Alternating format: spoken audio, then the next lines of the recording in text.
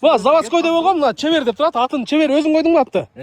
Классташым, налевой класстан бери доспуз, чоң оканбыз. Анан ушул пилорамаларды жасап сатат. Примерно бир 20 чактыны жасап саттың, 15тен ашты. 15тен ашты. Ооба, анан булар мындан рейка, стропила, аз можеден көрсөтүп берейин. Мына монун баары могу материалдын баары. Ушул станоктон чыккан. Мына иштеп аткан станогу бул. Азыр учурда могу жаңы жасалган мына масло. Акыркысы бул мурункуларга караганда укмуш болсо керек. Баягы кемчиликтер толукталып. Ооба, анан трёхфаска. Трёхфаска обязательно керек.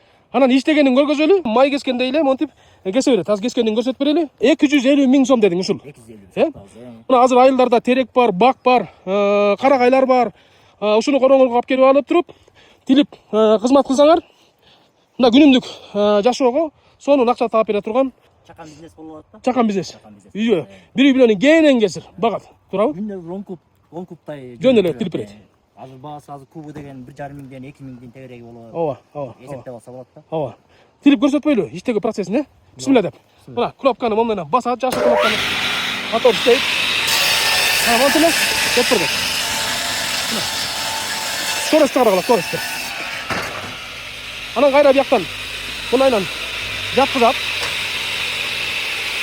Анан мынтип түркөтөлү. Аз бул рейка даяр болот.